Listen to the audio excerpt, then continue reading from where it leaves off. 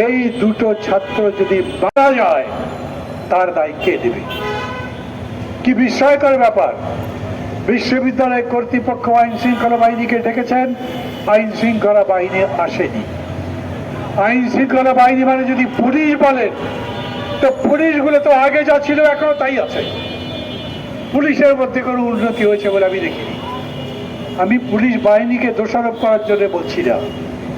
15 বছর ধরে যারা ক্ষমতায় ছিল সমস্ত অত্যাচার নির্যাতন এই পুলিশদের দিয়ে করিয়েছে, র্যাবকে দিয়ে করিয়েছে, অন্যান্য বাহিনীকে দিয়ে করেছে।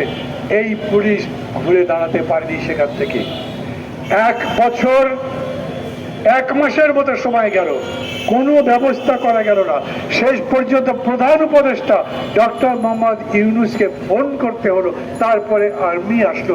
এটা কি দেশ? এই দেশ এখন যারা এসছেন তারা কি করছে?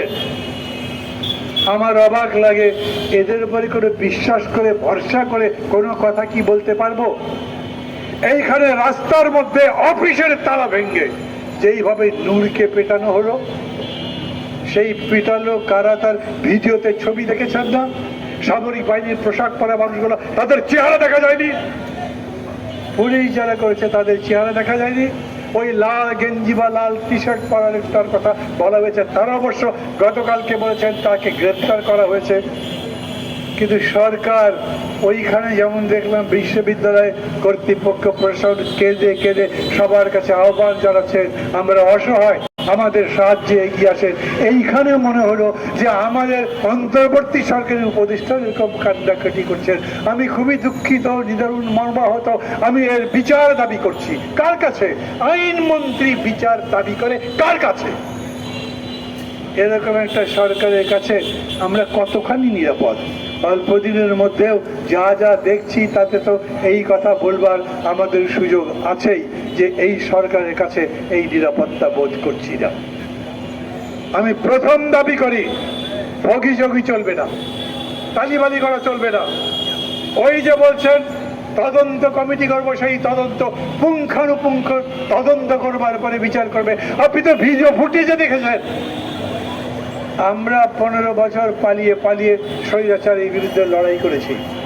আমাদের খবর কিরকম করে গোয়েন্দা বাহিনী পেত? আমরা রওনা হতাম ওই মোড় থেকে, বিশ্ববিদ্যালয় পর্যন্ত যেতে পারতাম না, মাঝ পথে পুলিশ আমাদেরকে ধরে ফেলতে পারত। আমরা 3টা বাড়ি ঘুরে তারপরে রাত্রে একটা শেল্টারের মধ্যে ঢুকতো, সেইখানে গিয়ে ডিবি প্রবেশ করতে পারতো। আর এখন কালকে ওই পতিত স্বৈরাচারের লোকজন 100-150 রাপা প্লাজা থেকে মিছিল বার করেছে, শঙ্কর পর্যন্ত গেছে। কোন পুলিশ নাই, কেউ নাই। পুলিশের ওসিকে জিজ্ঞেস করেছে পরে, কি ব্যাপার আপনারা আসলেন না কেন? বলে আমরা গেছি, কিন্তু যাবার পরে দেখি তারা সব চলে গেছে। পথের মধ্যে 5টা থেকে 6টা ককটেল ফুটিয়েছে, পুলিশ শুনতে পায় নাই। তো পুলিশের আগে কানের চিকিৎসা করে। এই পুলিশটা মানসিক ভাবেই এখন প্রায় অকেজো হয়ে গেছে, এবং এই পুলিশের মধ্যে চিন্তা ওই জায়গা হয়নি। আমি আবার বলি, শুধু